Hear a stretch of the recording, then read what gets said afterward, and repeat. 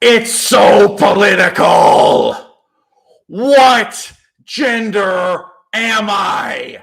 It's so political. What gender are you? Who are my friends? Who are my enemies? Who am I fucking? How do I even know if I'm straight or gay? Or if the girl I lost my virginity with in high school is a man or a woman, given that she now identifies as, yes, y'all. It's the year 2023. And the pendulum that we on the left thought would never swing too far in one direction or another has swung so fucking far it broke the window. Matt Dillahunty has somehow ended up on the top of a field of competitors, of video game addicted Twitch live streamers, in trying to influence the future of what's known as the atheist movement. And coincidentally, he sleeps with a lot of whores. So he's 100% in favor of sex workers. Sex work is work. Prostitution, anyone who says anything bad about prostitution, he has a completely unbiased opinion about the morality of sex work and the social consequences of legalizing sex work and support all sex workers. And the fact that he is a hideously ugly middle-aged man hobbling towards his death and in and out of the hospital with a heart attack, that has nothing to do with it, bro. And the fact that he is currently sleeping with a transgender person who has a history as a sex worker, there is no possibility that that's something he's trying to compensate for, rationalize, that he's trying to impress upon you his sense of moral indignation and self-righteousness. It's not possible. It's not.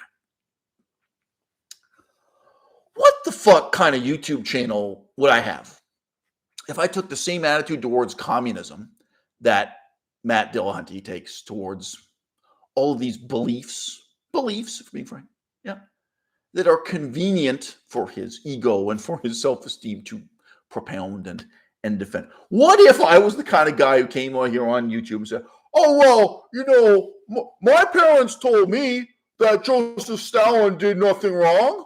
And I mean, my father was a good guy. He used to throw the baseball back and forth with me in the backyard. My dad was a good guy. We had a good time. He used to watch baseball on TV like anybody else. My father taught me Joseph Stalin did nothing wrong. So here I am. I'm going to just keep on. It's just convenient for my ego and my sense of self-esteem to go on fucking reiterating these excuses and make up all kinds of new excuses for my parents. They supported Joseph Stalin. They supported Mao Zedong. They said there was nothing wrong with massacring all those people. Millions of people starving to death. What kind of YouTube channel would I have? I'm just legit question. Have any of you ever asked yourselves that before? Anything in my life, my own sex life, my own divorce, whatever it is, my own whatever, failed marriage, my situation with my ex-wife and my daughter, whatever. If I'm out here trying to present myself as a paragon of virtue who has all the answers. Guys, I did humanitarian work. I volunteered to help the poor and the downtrodden in places like Laos and Cambodia, whatever. And I say that's bullshit. I don't boast and present that as more appeal. Like Matt Dillahunty defends paying a sex worker to pretend that he or she loves him. Shall we say? I don't defend fucking handing out sacks of rice to starving people in northern Laos near the border with Myanmar. I'm pointing the finger at that. I'm criticizing that, saying how bad and evil and wrong and fucked up it is. This is 2023. It's 2023. And it's perfectly normal right now. Anyone who's 40 years old can remember where we were at with gay rights and trans rights, say 20 years ago, and can imagine where we're going to be 20 years from now, and can visualize, the pendulum has swung out to an extreme here, but it's going to come back again. And it's not an infinite process. There's going to be less energy in that pendulum with each swing, right? abolition of slavery in the United States of America. There was a big swing, Civil War, right? A whole lot of slave revolts and slave rebellions before that. That was really violent. And then, the pendulum swung back. The vast majority of Black people were forced into sharecropper arrangements that were kind of like 85% the same as slavery in all but name. And then, the pendulum swung out the other way. But there's always less energy in it, And, as violent as the riots in 2020 were and so on, well, compare it to where we were at with the Black Panthers in the 1960s, compare to where we were at with the Nation of Islam and Louis Farrakhan and stuff. And I would not call this progress. I would call this inertia. And some of the examples are rather sad. In France, I actually sympathize with the pro-democracy movement they had going there, in as much as and because it was a pro-democracy movement, the Gilets jaunes, and you saw the pendulum swing out, and it really lost its energy. Yeah, democracy in Hong Kong, democracy in Myanmar. There's something, or it's the willingness of people to engage in suicidal acts of heroism for an abstract cause that's unlikely to show any positive outcomes within their lifetime. That sort of thing comes and goes. The French Revolution. It came and it went. And in case you don't know, the French Revolution completely disestablished the Catholic Church in France. And then afterwards, they reestablished. Okay, so there's not everything in history fits into this pattern. If you go back and look at the record of my own YouTube videos, there was a time, it's almost 10 years ago now, 9 years ago, 8 years ago, around that age, I was not just celebrating the triumph of gay rights. I was saying, look, this is the one really revolutionary change, not just in politics, but in society, that happened in my lifetime. And we have to really analyze it and understand it as a precedent looking ahead. I lived through this. I'm 44 years old. I lived through the transition from the word gay being used in the schoolyard as a self-evident insult for everyone. Everything gay was perceived as bad at that time. It was not really questioned. And I was alive at a time when it was absolutely assumed that if a man admitted to being gay, he would be kicked out of the army. If he admitted to being gay and he were employed as a school teacher, he would be kicked out of the staff of the school. He would cease to be a teacher. That it was impossible. It was presumed to be impossible to have homosexual men integrated into the army and integrated into the role of teacher in the schools. It was unquestioned and unquestionable. And let's say 8 years ago, I thought the pendulum, had reached its zenith, reached its apogee, which had reached its moment of greatest momentum, and would stop. I thought the gay rights movement, and we can include also the trans movement, I thought it would not overshoot the mark in victory. That's an old saying we have in China. Do not overshoot the mark in victory. And now I have seen, and it's interesting that it's especially since 2020. I'm not saying this was not an issue at all, 2019, 2018, but it is interesting looking back at the unique turning point of politics in 2020. It is interesting to see that this is again following the same pendulum pattern of so many political movements that have come and gone, and we're in this extreme position. Now, I'm going to play you some words from Matt Dillahunty. Okay, it's my show. It's my Matt. You'll get a chance to speak, Matt, if you see this. Matt does search around and watch smaller YouTubers. I have no idea if he's willing to listen to anything I have to say. One of the simplest and most ineluctable questions here that does come up, but it's dealt with far too briefly, is how do you know if you are a man or a woman? And what is not examined and not challenged and not explained is that Matt and Shannon Q both feel certain that it is purely a feeling, that there's nothing else to it. It's a feeling. And they're incredibly hostile to the suggestion that there's any objective reality to biological gender. Probably everyone here has heard these arguments. Like it is. Do I need to summarize the arguments that are both explicit and implicitly stated here? They have become so commonly propounded and repeated on. Okay.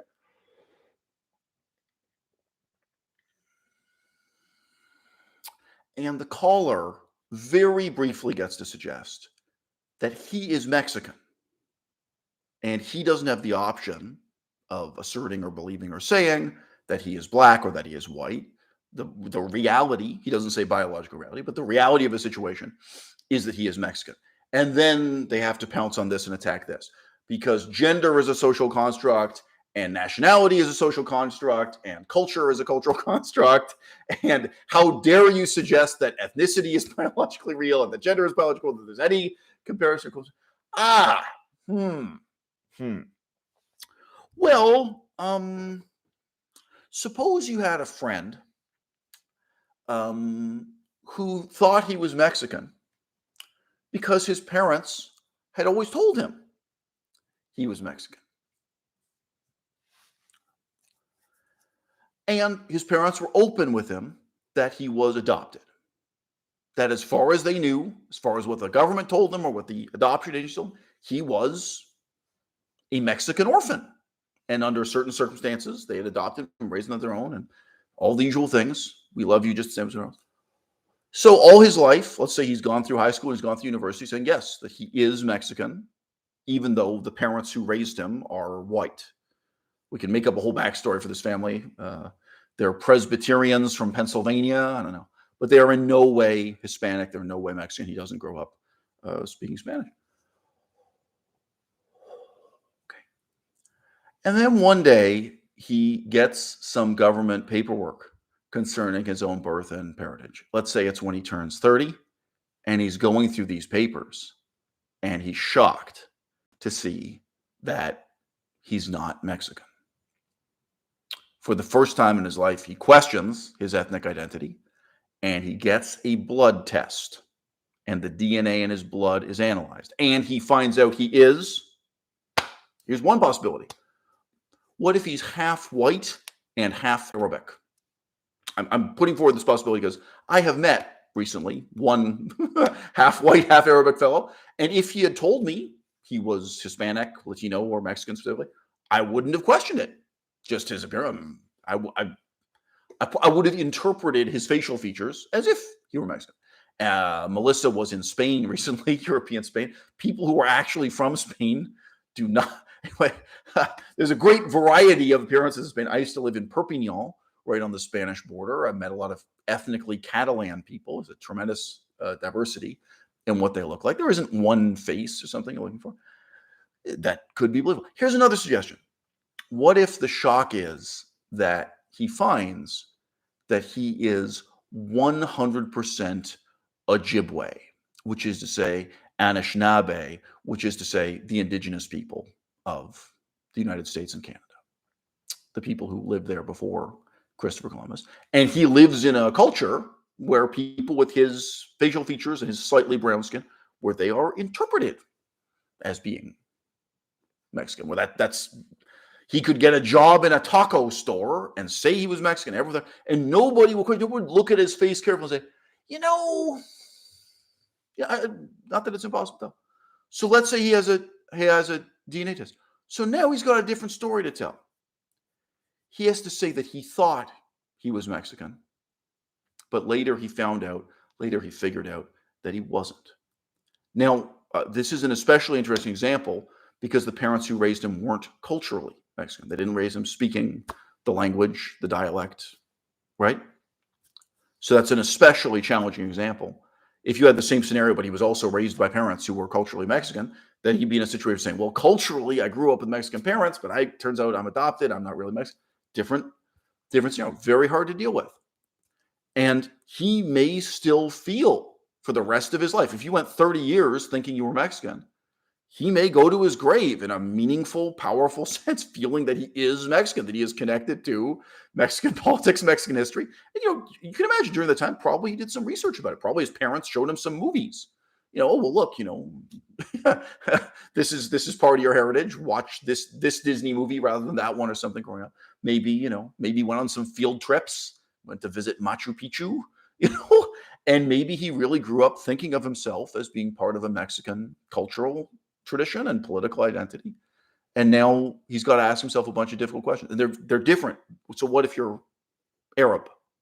What if you find out that you're Ojibwe, Anishinaabe? Who am I? But this problem can only exist because we're talking about something that is scientifically falsifiable, that's objectively real. If this guy had died in an airplane crash and the only part of his body that remained was his forearm, the forearm got severed, there's a human forearm, and everything else burnt up, was destroyed or disappeared. And forensic scientists were going through the corpses, trying to establish who was living, who was dead, who was missing. Very common. And then they test the blood, and they say to the parents, look, we didn't find any Mexicans. We just found a half Arab guy. We just found this. We found this arm, and we did a blood test. We did a DNA test, but we don't think this could be your son. Pardon me. For this reason, we don't think this could be your missing adopted son. These things happen. There was a giant wave that crashed into the coast of Thailand, and many Thai people were killed, but also many international tourists. And that was one of the greatest concerns, was to have the police sort through the body parts, because they often weren't whole corpses, or even when they were, the corpses weren't identifiable by their facial features, and to do DNA tests and figure out who was who. And there was an enormous fridge or freezer with all these dead bodies stacked up from this, what do we call that? A tsunami, this giant wave. It's very sad. These are very real situations. And I think probably there have been some people who were shocked to learn that their relatives or their loved ones weren't quite who they were expecting them to be, only after their death, only after a DNA test was done. Okay. Whether or not you have malaria can be proven by a blood test. Whether or not you have diabetes can be proven by a blood test. Your gender can be proven by a blood test. If you die in an airplane crash and all that remains is your forearm, and they perform a test on this, right? There is an objectively real, falsifiable sense in which your gender can be established. So, what does it mean if someone says to you, they believed they were a boy because their parents told them they were a boy? The same way our hypothetical good friend believed he was Mexican because his parents told him he was Mexican. But then one day, when he was 30 years old, this person discovered not that they desire to be a woman, not that they want to be a woman, not that it's their fantasy to be a woman. They discovered that secretly, inwardly, they were a woman all along, that their parents had told them that they were a man, told them they were a boy, but their parents were mistaken. That kind of claim, that method and mode of reasoning right now in 2023 is dominant. I used to live in the most trans-accepting cultures that have ever existed in the history of the world. I used to live in Thailand, Laos, Cambodia. And you know what their attitude towards cross-dressing and transgenderism is? Because it's both. Not all cross-dressers are transgender, not all transgender people are. It's both. There's a variety of these things. Okay. In Thailand, Laos, Cambodia. You know what their attitude towards cross-dressing and transgenderism is? They regard it as fun and silly and as being something like chocolate, you don't want to have too much of it, and you don't want to let it ruin your life. And they're incredibly warm and open to transgender people at every stage, including high school, including in the military, right? But even when you're accepting towards people, you got to ask tough questions like, look, is this just something you're going to do on the weekends? Is this something you're going to do in the privacy of your own home with your boyfriend, girlfriend, your 6 boyfriends or girlfriends, whatever you got? Are you really going to take a series of medical procedures? Take wasn't the right verb in that sense. Are you going to undertake? Are you going to that are going to enfeeble you? Are you going to get on these drugs? Are you going to have these surgeries where you're taking a robust, real living person and turning them into a kind of living doll? Where you're taking something that was a game, that was a kink, that turned you on, that thrilled you, and you're insisting on doing this 24 hours a day, 7 days a week, frankly, even if it kills you, right? So that you can resemble the other gender when we all know if you die in a plane crash and they test your blood, there is a sense in which genetically your gender is fixed from birth. That's an ineluctable scientific fact. Whether or not you have malaria, it's an ineluctable scientific fact. Now, by the way, how important is this? How important is your DNA? Whether or not Mexican culture matters to you, right? It's really up to you. It's really your choice. And I could imagine hypothetically this guy who only discovers that he's not genetically Mexican at 30, nevertheless completely embracing it and becoming a Spanish teacher, a Spanish language professor at a university. And it's a funny story he has to tell to his students. He said, well, I didn't grow up speaking Spanish. I was adopted and raised by white people, and I worked really hard to learn Spanish and embrace Spanish politics and Spanish culture. But you know what the truth is? I later found out genetically I'm not even Spanish at all. So if I can do it, you can do it. And now here's lesson 1 on how to learn Spanish. It's wonderful. You can embrace the language, the history, the politics, the culture. You can take lemons and make lemonade. And if you are a gay man who is turned on by dressing up like a woman, you can enjoy that. You can embrace that without enfeebling yourself, crippling yourself with chemical castration, which in all too many cases is just a first step before castration in the most literal sense, having a surgeon cut off part of your body, right? I have made other videos talking about that, if you want to know my position. And the problem is, and part of the dynamism of this video today, the vocal opposition to the current transgender identity political movement is right-wing religious Christians and Muslims who have started working together, by the way. They now coordinate, they now do protests together. They do anti-transgender ideology protests, bringing together right-wing Christians and right-wing Muslims who at many other protests might be on opposite sides, but they're united by this. Anyway, so there is a special role for American skeptics, American atheists. But this very role, and Matt Dillahunty's oafish, idiotic attempts to play it, illustrate the profound gap between mere atheism and true nihilism, as we're now about to see. So what is the problem with belief? And Matt is just replying to that.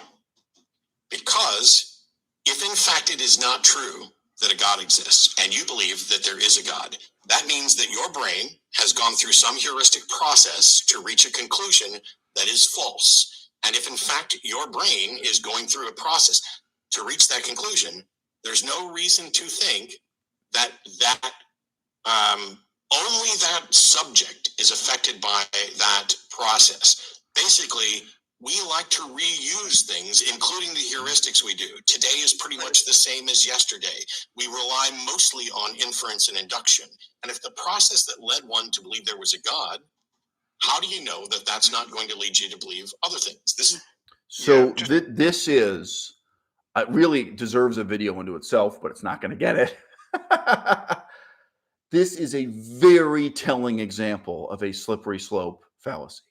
The question put to Matt by this Mexican caller, this caller who believes he is Mexican, perhaps later he'll question this belief. Perhaps later today, you are going to question whether you are a man or a woman. Perhaps you are going to go get a blood test to find out. Perhaps this man's going to get a blood test to find out whether or not he's Mexican.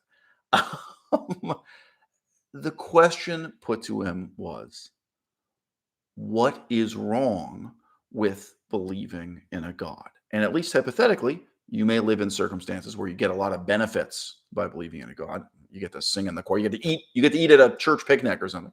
There are some benefits. So what's wrong with that belief? And the problem with the slippery slope fallacy is that it doesn't answer the question, right? So if you ask me, what's wrong with meditation? Buddhist meditation. What is wrong with Buddhist meditation? If I give you the answer Matt has given right here, that's a slippery slope fallacy. If I tell you, well, it's not that believing in meditation is wrong, but once you've trained yourself to accept this belief, he uses the word heuristic here, right? Once you've conditioned yourself to accept the belief in meditation, perhaps that's going to lead to other bad beliefs, believing in other irrational, impossible things. So you don't have an answer to the question, or you failed to answer the question. You're saying there's not necessarily anything wrong with believing in meditation as such, right? And you're appealing to a slippery slope fallacy. No, either you have a critique of meditation or you do not. Either there's something wrong with meditation or there's not. Either there's something wrong with believing in meditation or not. All right, so this is Matt Dillahunty. Is he now 50 years into his career? 40 years? He has decades and decades into his career of, simply put, preaching atheism. And that's the best answer he has to this question. I mean, he's giving away precisely the things he ought to be in a principled way fighting for. Or he's conceding to the other side, thinks he should never, concede. Just say this type of slippery slope fallacy. What if a Christian were asked what the Christian sees as morally wrong about abortion? And we could give all kinds of details. Obviously, there are benefits to abortion and so on. And, let's say it's a Christian who actually does accept that in some circumstances abortion is permissible. Most Christians do, but not in other circumstances. Okay, all right. So tell me, why is it that believing in abortion is wrong or evil or bad? And, supporting abortion in the sense. We don't normally say believe, but it is a belief. Right? And the Christians' only answer is that they can't tell you there's anything wrong with abortion. They can't tell you there's anything wrong with it. They're just concerned that the heuristic devices involved, like the epistemological training you're engaged in, if you accept abortion, you might then later accept a belief in other unethical practices. So it's both a slippery slope fallacy and it's a begging of the question fallacy. Because, you didn't establish that abortion is immoral, but you're saying it's a slippery slope. If you accept this one immoral thing, it can lead to other worse immoral things. You didn't really prove that believing in God is an immoral thing or a bad thing. And if it's not immoral, it's maybe bad in some other sense, but that it's a bad thing. But you're saying it's a slippery slope really tough. Now, look, guys, I haven't been through all the comments on this video. Someone in my audience could go and find, wherever Matt Dillahunty posted this, the original video. But I ask you, is there even one person in the audience who points out that this is a slippery slope fallacy? Or begging the question, fallacy, petitio principii? Correct my Latin if I'm wrong there. Is there even one person? Like I just got asked, does it take a genius to see what's wrong with this argument? This is mind-blowing. And it's not just stupid. It's really immoral what's going on here. So as you've already guessed, this now makes a calamitous transition to transgender politics.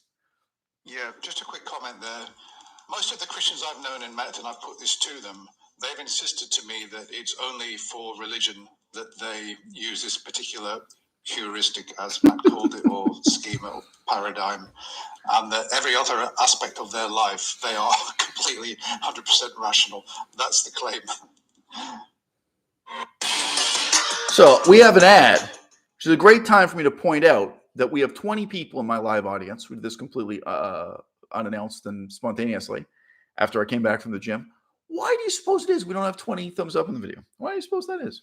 Are some of you afraid that if you give this video a thumbs up, you'll be hunted down later by the by the gender police, by the political groups? Why do you think that is? Why do you think people are so reluctant to give my videos a thumbs up? Why do you think people so rarely share the link? Tell me something. Would you share the link to this video with your own mother? How about your own grandmother? Some of you really should.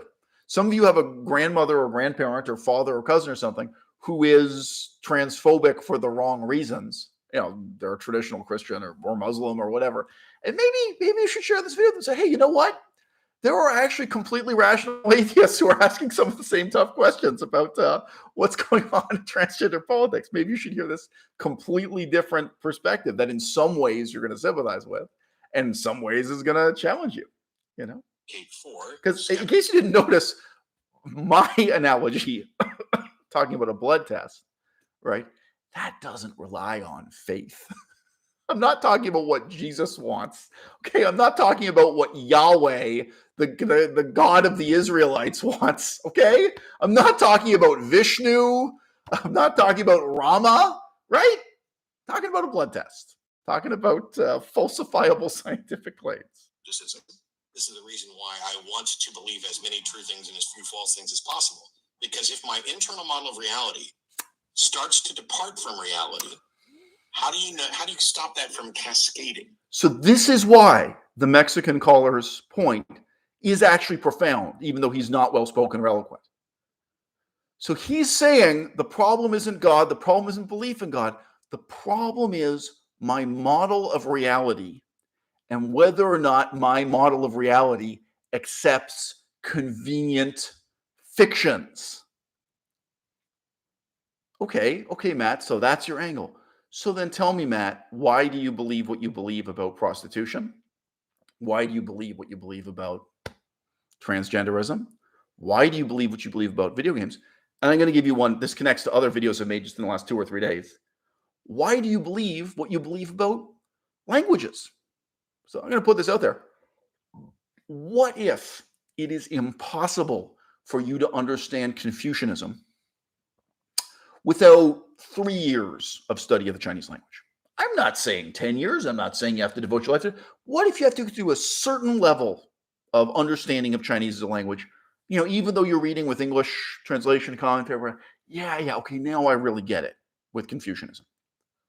What if you can't really understand Taoism without the study of Chinese? What if Matt Dillahunty does not know what the fuck he's talking about because he cannot read Hebrew, he cannot read Arabic, he cannot read any Semitic language, he cannot read Greek, he cannot read Latin, he cannot read Sanskrit, he cannot read Pali, that he never learned any language other than English? There is actually a belief system, there is a model of reality, and there's a very interesting, important question about perceiving fiction as nonfiction. This is working within his paradigm here, right? That's raised even by this issue of language. How do you know the things you know? How do you know you're Mexican? My parents told me I was Mexican. How do you know you're a boy? My parents told me I was a boy. How do you know Jesus loves you? My parents told me Jesus loves me, right? In my case, my parents didn't tell me Jesus loved me. They told me Joseph Stalin did nothing wrong. They told me Mao Zedong did nothing wrong. That's what my parents told me. I got to deal with different lies I was raised with, right? Okay. What's the alternative to knowing and believing things just because your parents told you or your grandparents told you? There is an alternative. All right. You can live a life without faith in anything. It's not, I'm not saying that it's okay. You know, everybody's going to be wrong about something. I'm sure Shannon and I have each been wrong about, well, Shannon's only been wrong about one thing today, but I've been wrong about probably 50 things today. But it's not about you. God belief isn't necessarily bad. No. But if quoting Matt Dillahunty, quote, this God belief isn't necessarily bad. allow me to rephrase that, the belief in God is not necessarily bad. Why? Why would you concede that to the side? Makes no sense. All right. The belief in Yetis. This is Melissa's example, actually, before she suggests this. The belief in the Loch Ness Monster. Okay, so if you don't know, the Loch Ness Monster is a hypothetical giant reptile living in a lake in Scotland. Hypothetically. Some of you are thinking, I didn't know there were giant lizards and reptiles living like that. Yeah, exactly. It's very hypothetical. It's an unproven monstrosity living in a lake in Scotland. All right. Okay. If someone says to you, what's the harm of believing in Yetis? What's the harm of believing in the Loch Ness Monster and a giant kind of dragon or sea serpent that nobody's really proven exists, but nobody's proven it doesn't exist? Blah, blah, blah. Have you ever met someone who told you, I'm in love, but I can't have sex until marriage because of the Loch Ness Monster? I have to live in celibacy. I can't have sex because there's a giant dragon in a lake in Scotland, and I can't prove it to you, but I believe it's there. Nobody does that. Have you ever met a man who cut off part of his penis because of Yetis, because of the Loch Ness Monster, because of UFOs? Circumcision, male circumcision, female circumcision. How many million people are physically crippled by this today? And how many people are going to be physically crippled by the delusion that you can become the opposite gender by cutting off your penis, having a surgeon cut off your penis? All right, the stakes are really high with this stuff, okay?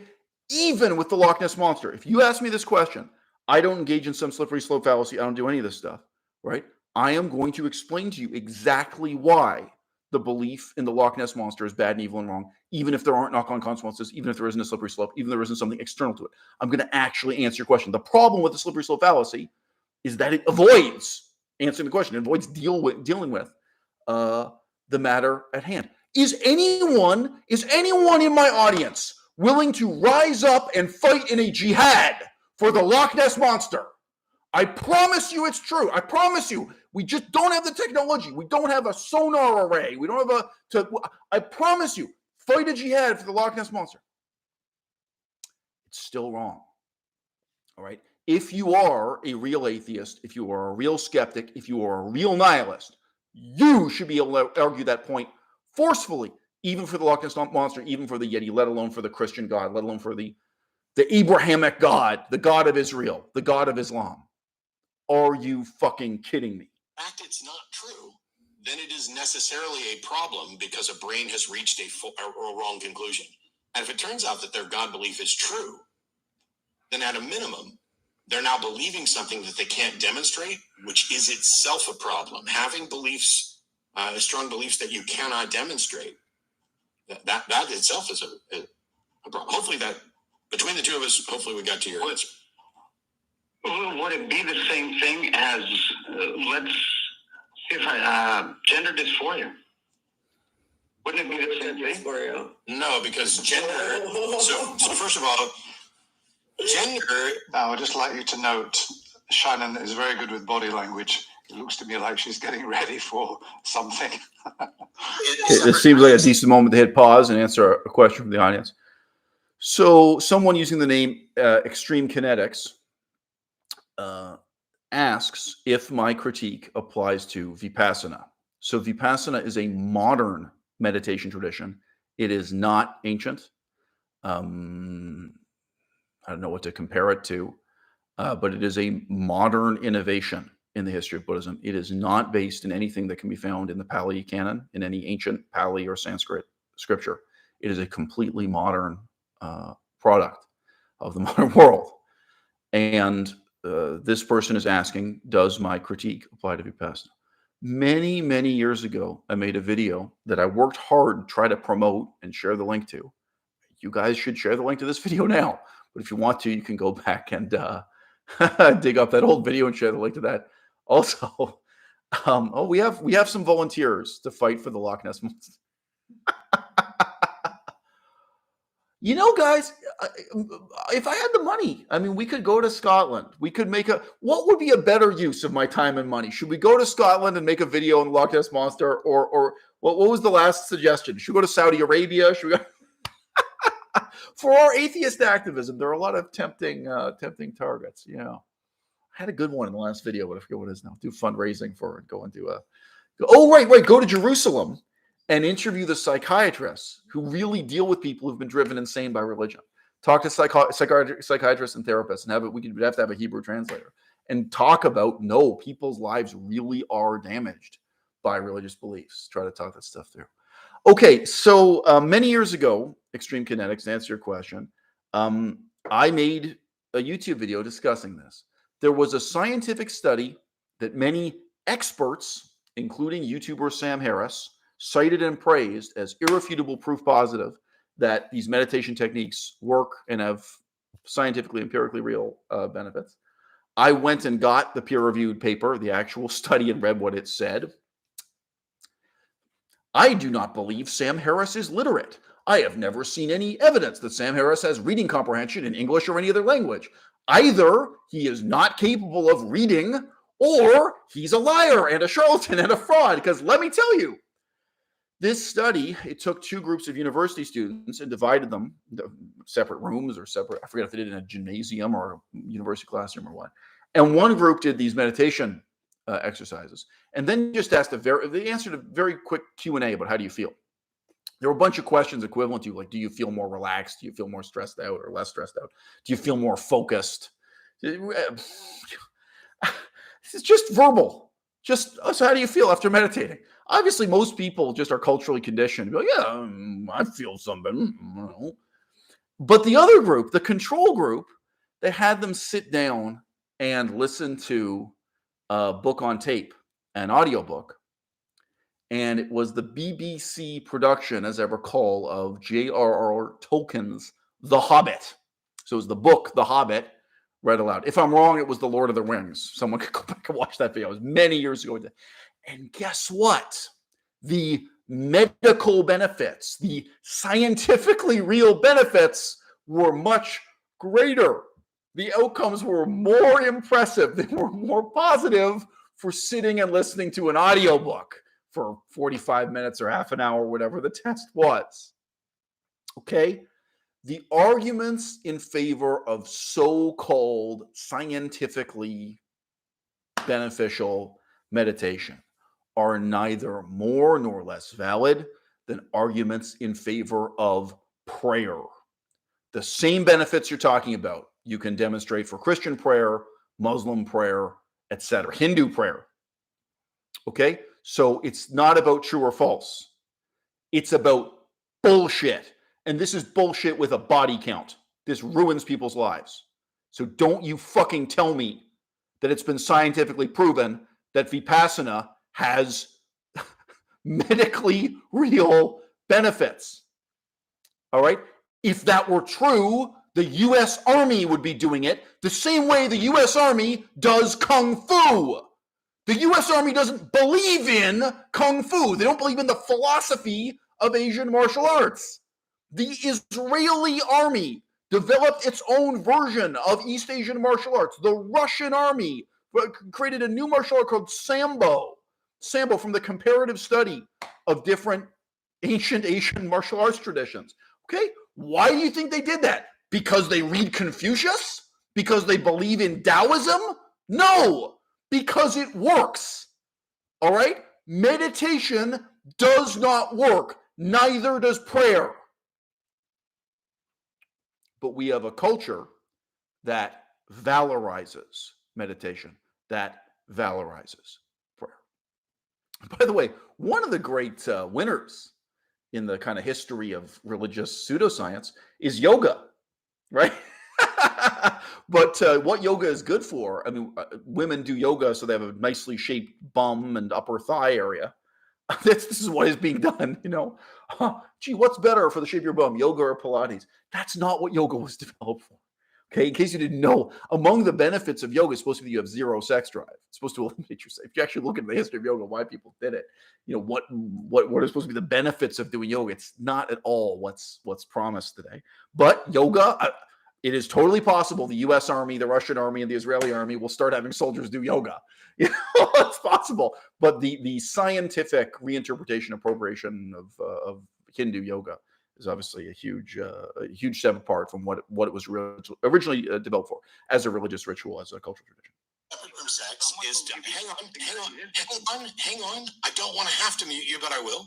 Okay, so sorry. So someone else writes in, Giant Curve. So Giant Curve, why don't you support me on Patreon? I don't know you. I should know you. Okay. Giant Curve asks, quote, what about secular meditators who feel like meditating makes them feel calmer and more peaceful? Right. Do you have any Muslim friends? This is part of the problem with Matt Dillahunty. He's a video game addict who has no real world experience. Don't you think there are Muslims who will tell you as a fact, and we could probably scientifically measure it, that when they stop everything they're doing, I don't know if you know this, Muslims, they ritually wash themselves, they ritually bathe before, and then they sit down and settle down and they pray. Don't you think Muslims could make the same claim about prayer, that prayer calms them down, maybe also has other benefits like focus and peace of mind? Now, I'm a skeptic, but that's very plausible, right? It's very plausible that Muslim prayer has this effect on people. How about Catholic traditions in Ireland, right? Where they repeat the same phrase over and over again and have some magic beads for counting how many times they've said it, what we call a rosary. There's some magic beads and they keep chanting. Maybe they're chanting in Latin, right? And they walk around in a circle. Does that calm you down? Especially from a cultural context, you've had an education and upbringing where you perceive this as virtuous and purifying and calm. Maybe not. Maybe it just pisses you off. Maybe you get angry. Maybe you're, I wouldn't claim in either case a 100%. You could go into a study. What percentage of people carry out the Muslim prayer ritual and walk out even angrier and more stressed out than when they walked in? But so what? I mean, how about playing the piano? Legit question. Playing the piano. Does that make you feel more stressed out or more calm and focused? Think about what the fuck we're studying here. Okay? People fight in jihad for this shit. People carry out cultural genocide and mass murder for this shit. And we could study how great or how little is the calming effect of Muslim prayer. But this is really fighting over deck chairs on the Titanic. Now, let's say hypothetically, let's say we do a study and we all prove, like you and me, Giant Curve, work together, and we prove to our own satisfaction that Muslim prayer really does calm people down. We can do a study in the prisons. It just helps. That's it. That's all we prove, is that this combination, the watching, the kind of, it's not quite music, but the singing, they kind of sing the prayer and they go through this series of postures and they, okay, so we've proven that it calms you down.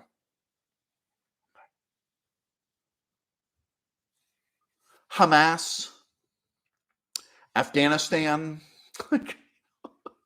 ISIS, you can publish this study. You probably could go on a speaking tour.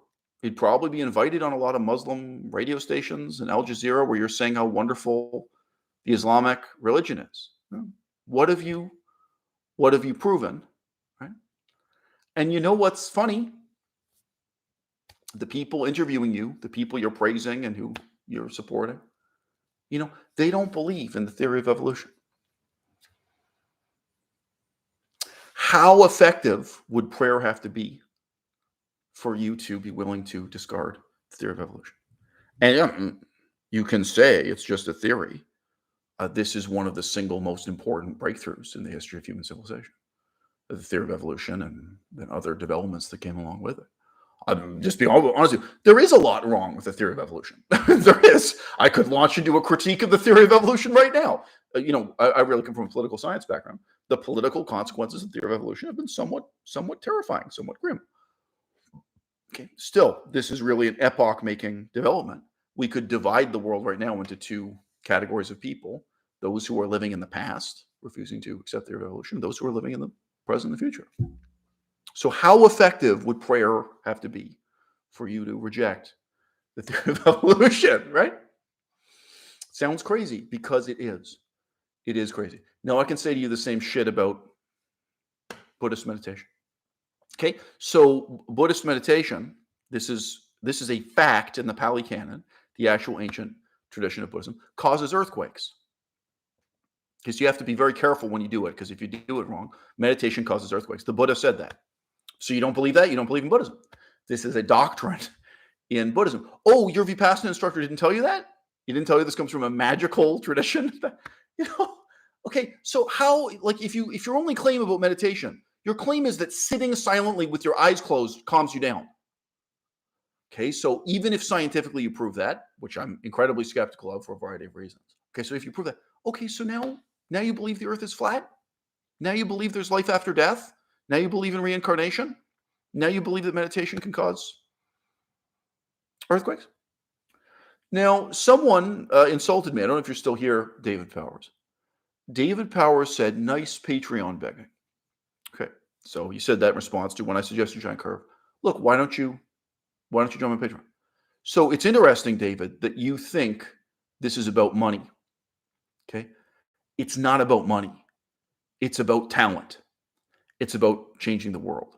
So, David, if you're still here, I don't know anything about you, David. So I don't recognize your name. It's possible you've been here in the past, but I don't remember your name or your face. So I have no prejudice against you or anything. David, if you want to do something about global warming, how many talented, intelligent, hardworking people do you need to work with? Okay. Now, I don't know where you're from. Where I'm from, if I want to put together a group of people to try to address global warming, it's the most encouraged social and political cause imaginable. It's not perceived as controversial. It's not perceived as immoral. I mean, like, genuinely, we can say Matt Dillahunty has some balls. He has some nerve. He has some backbone to get out and support prostitution in the way that he does. That has a negative stigma attached to it. He's a guy who sleeps with prostitutes and he reps his set, right? Okay, so it takes no backbone. It takes no courage at all to get out and try to do something positive in relation to ecology and global warming today in 2023. Okay, think about what I'm trying to do. Think about how utterly despised I am. Think about what percentage of the population are really my enemies politically. I'm in a minority within a minority within a minority. I see someone making an intelligent comment like this, and I'm not thinking I want to get $1 from you. That's how much my Patreon costs. My Patreon costs $1. My book also costs $1. I don't have a copy handy. I sold my book for $1. All right, it's cheaper than the Bible because I'm not trying to make money out of that. Okay, I see an intelligent person making an intelligent comment, and I think, hey, talent is scarce.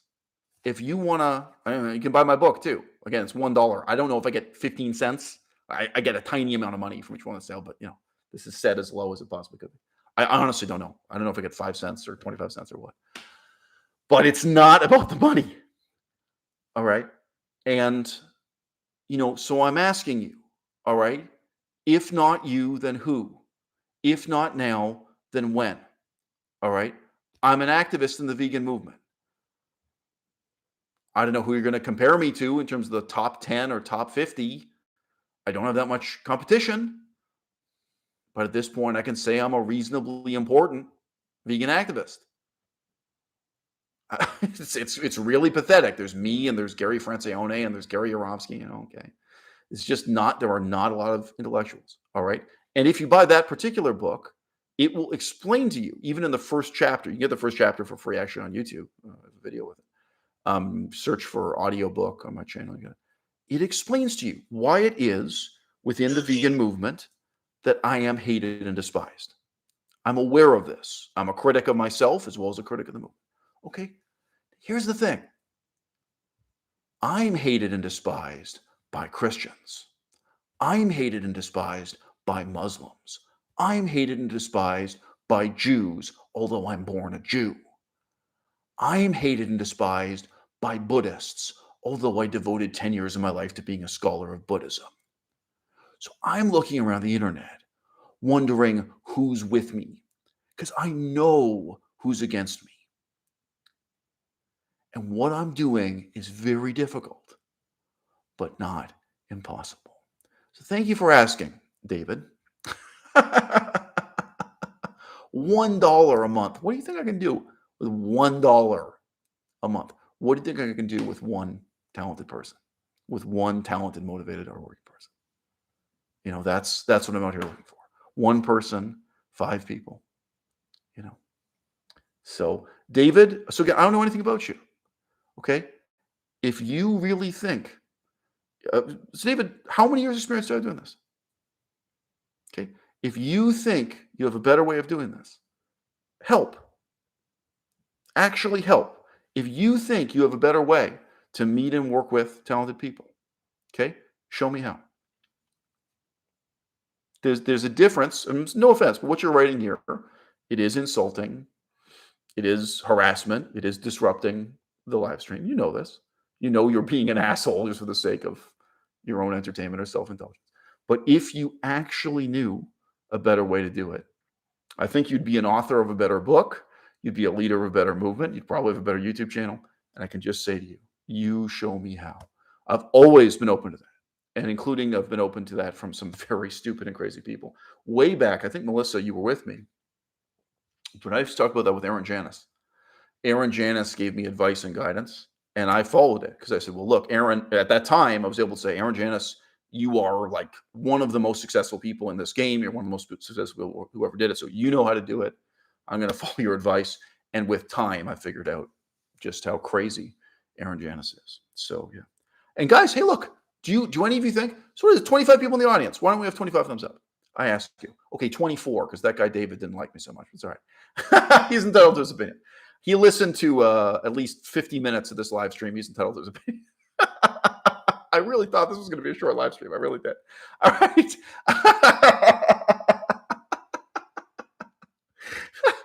Separate from genetic sex. Presents itself in a number of different ways. One of them is gender identity, the gender that you internally. Okay, well, I'm going to stop there because I've already clicked out Shannon's response. So we're going to go to that. I won't be there, but I'll come in at the end of the video and make a few concluding comments. I was talking. They're not beliefs. They're not beliefs. They're not beliefs, Javier. I have been dying to talk. Javier. They are not beliefs. Do I believe I am a woman? That's a legitimate question. Do I believe I am a woman, Javier? Do you think? I know I'm a woman. Oh, I know I'm a woman? How do I know I'm a woman? What properties do I have mentally that make me a woman? So where they are going here, I'm just saying this because it is quite garbled. They talk over one another and then suddenly they hang up the phone and so on. But she is trying to get at the fact that mentally, epistemologically, if you want to put it that way, she only knows that she is a woman because she feels like she is a woman. And therefore, likewise, a transgender person knows that they are one gender or another purely as a matter of feeling. And this closes the door on the possibility. This is the question we have to ask. Is it possible for you to think that you're Mexican, but later find out that you're wrong? Is it possible for you to think that you're a man and find out you're a woman, think that you're a woman and find out you're a man? And it ultimately comes down to a question of what is scientifically falsifiable, right? Matt Dillahunty talks about truth and believing in things that are not true and the significance of that. Okay, so if we're talking about truth, we're talking about scientifically falsifiable things and not feelings, especially not your feelings as they overlap with sexual desire. Now, I mean, if they're the two strongest feelings most human beings experience are probably fear and desire, probably. And people can have delusions fueled by fear, but certainly in our society, in our time, where most of us sleep with a roof over our heads with certain comforts that were scarce centuries ago, the main source of our delusions is desire rather than fear. It's what we're running toward, not what we're running away from.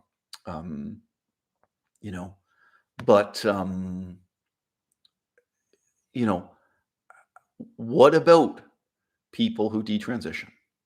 What about people who wanted to believe in this so much, who desired this so much, the same way Christians desire, to hear the voice of God, say, to give a specific example, the same way that Buddhists and Hindus also desire some kind of religious experience that affirms their worldview, that affirms that their parents and grandparents were right rather than wrong and sane rather than crazy.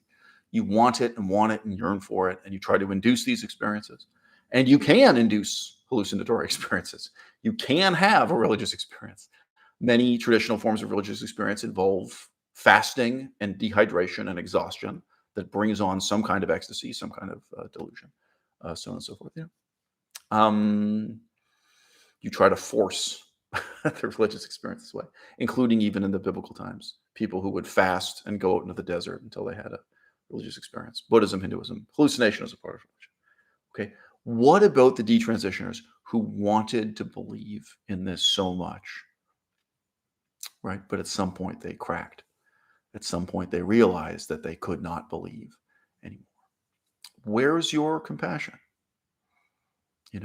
What about using sympathy as an analytical tool and sympathizing with people who are overwhelmed by their desires, people who, very much like Matt Dillahunty himself, people who are believing what is convenient for them to believe. So I know the caller doesn't sound particularly intelligent, but in his artless way, he's actually raised a really kind of brilliant point in juxtaposing these alternatives. A vagina. Oh, I have a mental vagina? I have a mental vagina. Great place to pause and hit play there. Here. Can you see my vagina? Do you know if I have a vagina? Stop talking. I'm frustrated with you right now because you don't want. No, it's. I'm going to ask him some questions. Here's the problem. This was a Trojan horse for somebody who wants to get transphobic rhetoric on the air, but I really want to make this point. Because Javier, I will mute you, so help me. Don't test me. Do not mistake my kindness for weakness. Kindness. Strength. Do you think either one of these people, Matt Dillahunty and Shannon, do you think you see a lot of strength? You see a lot of kindness in what they're doing? You cannot see whether I do or do not have a vagina, Javier. So what your assessment of whether or not I am a woman is not based on that because you cannot see it. You are basing it on something completely different. You're basing it on a configuration of societal standards and my personal presentation. That is what you're basing it on, along with my self-declaration to you that I am a woman. That is what you are basing it on. And that is not a mistake. And it is not a mistake when a trans person does it. It is not. So if you want to call in here again with your Trojan horse talking about how a belief that is false is somehow equivalent with knowing who you are, as though you think it's some sort of gotcha, you picked the wrong day and you picked the wrong pony because So I've already explained, yes, your belief about who you are may be erroneous. You may think that you are Mexican because your parents told you you were Mexican and you never questioned it. You were never skeptical about it. And then later, your skepticism leads you to discover the opposite, right? And if we were to accept this model, that some people are born being apparently male and being told by their parents that they're male, but actually inwardly, secretly were female all along, we would need to have an equally verifiable, equally falsifiable, equally objectively real basis for that discovery to believe it. Now, I would add, so this is a high stakes hypothetical. If this were proven to be true, let's say someone conducts a new form of autopsy and for the first time in human history manages to identify, remove, and hold in their hand the human soul, something we've searched in our bodies for centuries, was never found. It is discovered that we actually do have a soul, and that by taking this soul out and placing it in a scale and weighing it, we can tell whether your soul is male or female.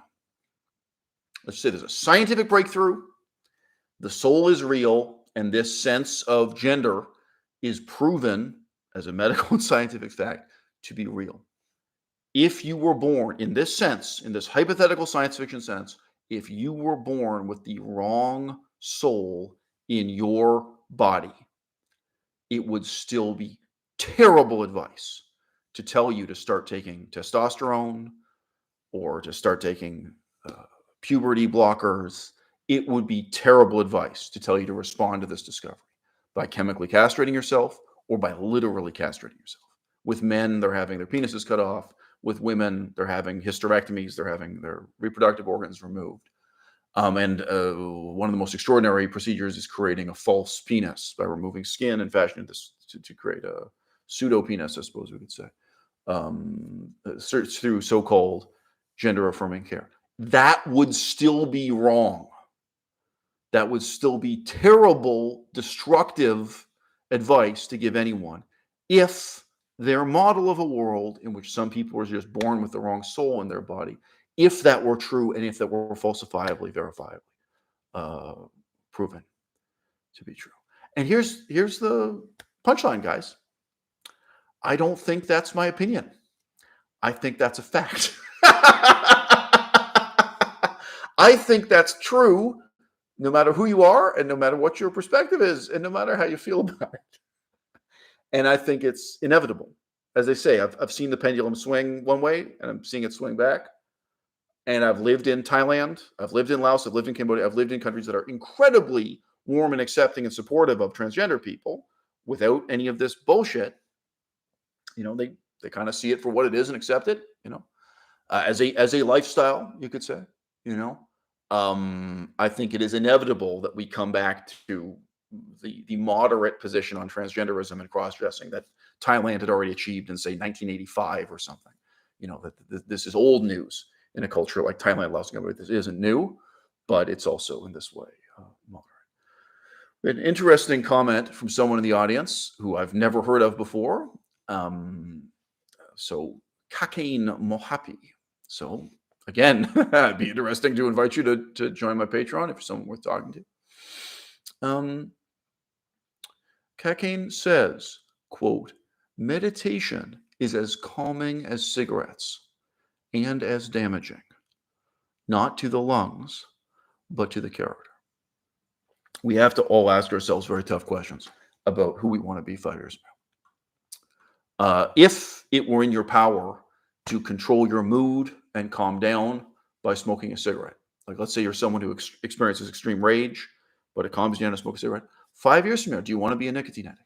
Maybe for you, subjectively, in terms of your feelings, that works. I can tell you a lot of objectively real things about the effects of cigarettes on your body, and it doesn't matter how you feel. It doesn't matter how calming it is. It doesn't matter how much you enjoy it.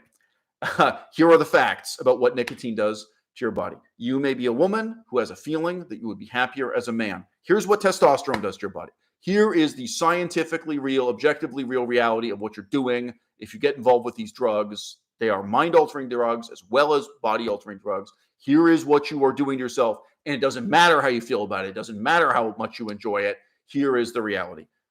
I could repeat myself now for men who take the equivalent hormones and hormone blockers and so on to have the opposite experience. Even if you could prove that there were benefits to Muslim prayer, do you want to become dependent on the Muslim religion, the Muslim tradition, on a relationship with an imaginary friend called Yahweh, even if it calms you down? The little bit of calming you get from those moments of prayer, is that enough to justify rejecting the theory of evolution? Is that enough to justify basically dragging yourself and your family back to the darkness of the Dark Ages? Nothing could justify that. Nobody deserves that. And that's why we as atheists, we as skeptics, we as nihilists must get organized to have a political movement, however puny. You can read my books, but you know, the shorter book, as mentioned, has $1. I'm not making any money out of it. But you know, let me give you the example of, you know, Bob Marley and the Rastafarians. Look at the extent to which a small number of people with no great wealth at their disposal, without the support of Bill Gates or something, manage to change the world. Okay? It's possible. It's inevitable. Small numbers of very talented, hardworking people can change the world. If not you, then who?